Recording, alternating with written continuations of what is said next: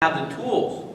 Now, in the long run, the only way the Fed can help lay the foundation for long-term growth is to provide a sound currency and to let the markets set interest rates in an efficient manner. I mean, the reason that we have no savings in America is because interest rates have been too low. Right? Under a normal situation, like the United States, where nobody is saving and everybody is borrowing, interest rates would have to rise.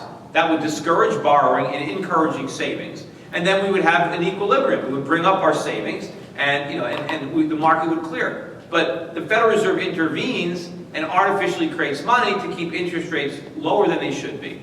And that creates problems because we don't have the savings to finance all this borrowing. But to get to my question, whereas the European Central Bank, they have their mandate is to ensure price stability for everybody in all the 27 countries that are going to be under the European Union.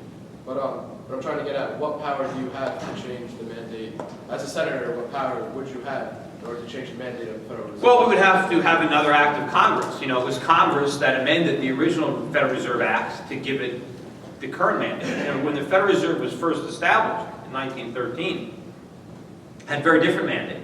In fact, when the Federal Reserve was first established, Federal Reserve notes were backed 40% by gold. They were backed 100% by commercial paper, which was the paper that they rediscounted, which were short-term loans by other banks that they exchanged for Federal Reserve notes. What would happen is, if you were a bank, if I was a small banker, and I made a loan, right? I would have a loan document. I would have a piece of commercial paper that reflected somebody's promise to pay me money. I could take that piece of paper to the Federal Reserve in exchange for a Federal Reserve note. And the Federal Reserve, in order to give me that note, would have to have that paper plus gold behind it. And the Federal Reserve, they were not even allowed, part of the charter, the Federal Reserve was not allowed to buy Treasury debt. They weren't even allowed to do it originally. They changed it in World War I because the government wanted to sell bonds to the Federal Reserve to fight the First World War. So they amended the Federal Reserve Act to allow the Federal Reserve to buy these bonds. They never should have done that. But I'd like to, move backwards to, take away some of these powers. Unfortunately, right now, the Federal Reserve was the single biggest contributor to these problems, to the financial bust. I've said if there was a deck of cards, for all the people who created the problem, Alan Greenspan would have been the ace of spades. But instead of punishing the Fed for their role in creating this crisis, we're rewarding them by giving them enhanced power. And so it's all, Washington's the only place where you reward failure. And unfortunately, now that they're getting even more power, they're going to do even more damage. Right? I mean, yeah. At the Campaign for Liberty conference, I remember we met briefly, and you mentioned that you weren't necessarily in favor of abolishing the Federal Reserve. How would the Federal Reserve be right in your eyes, and would such a solution be exclusive of competing currencies? Who's competing currencies? Private currencies being able to compete with the Federal Reserve issued currency. Well, I mean, the way to do that, you obviously there are other currencies out there. Anybody, you can take euros, and you can go to a bank, and you can go to a store and convince somebody to take euros. Not necessarily government currencies. I'm talking about Walmart money or local bank issued currency, like we used to have competing currencies. Really. Well, I don't know that.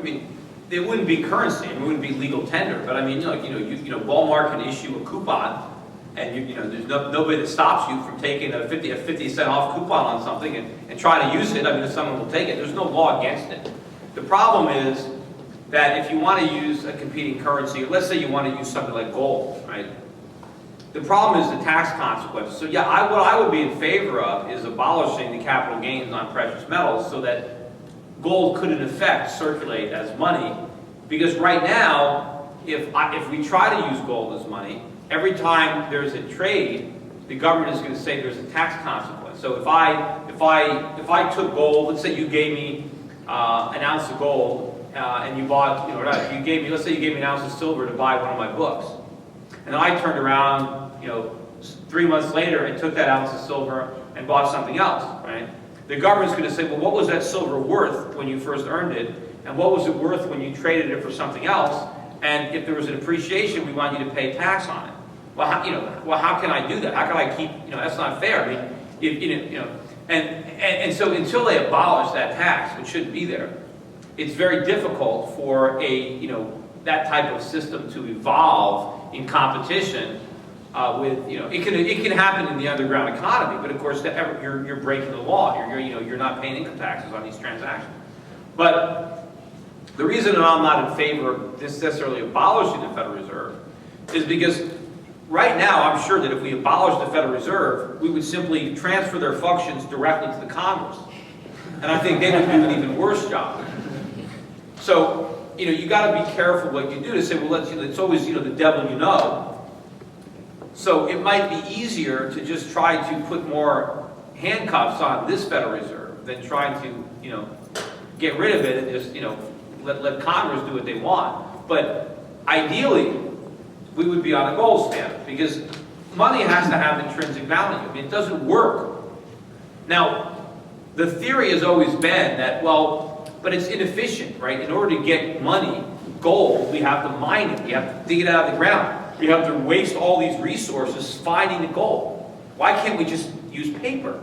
Because then we could, all that time that we spend just digging gold out of the ground and putting it in a vault, we wouldn't have to do that anymore. We could just print money and then we could do something else. And in theory, it works great. But in practice, it doesn't work. Because the politicians don't have any discipline. The minute you let them print money, they do it. They never can resist that temptation. And it's because people are humans, right? People are that we need gold. We need discipline. It's like saying, wouldn't it be great if, we didn't need to leave babysitters with our, 5 and 6-year-olds, or, but they don't have any of their kids. Somebody's got to look out for them. You can't just say, well, in an ideal world, they would just, police themselves. So the politicians are not going to behave if you take away gold, if you take away the discipline, the central, and you can have all kinds of ways to try to say it's an independent system and this, but it never works.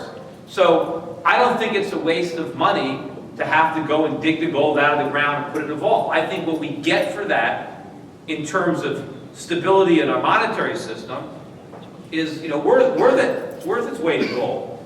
And you have to remember where money comes from. Money replaced barter. And in barter, if I made chairs and somebody else made tables, right? If I wanted a table, I had to find a table maker who wanted chairs, and then we could trade. And the whole idea behind money is let's find one good, one commodity that we can all accept for everything. So if I want to buy a table, I don't need to find a guy who wants chairs. I'll just give him a guy that I'll just pay him gold, because everyone will accept gold. But what we're exchanging also has real intrinsic value. So when you take the intrinsic value away from money, you lose that key concept, that the money itself has to have some real value. Because paper has no real value. That's a problem. Yeah. It's frequently pointed to that one of the causes of the financial crisis is the complexity of the financial instruments used by Wall Street. What is your opinion on that, and do you see a role for government simplifying those financial instruments? Now, I don't think it was the complexity. I think it was, the cheap credit from the Fed that financed it all. And, a lot of the instruments that blew up, a lot of the, derivative type instruments like credit default swap, the problem was the underlying assets that everybody was loading up on were inherently stable.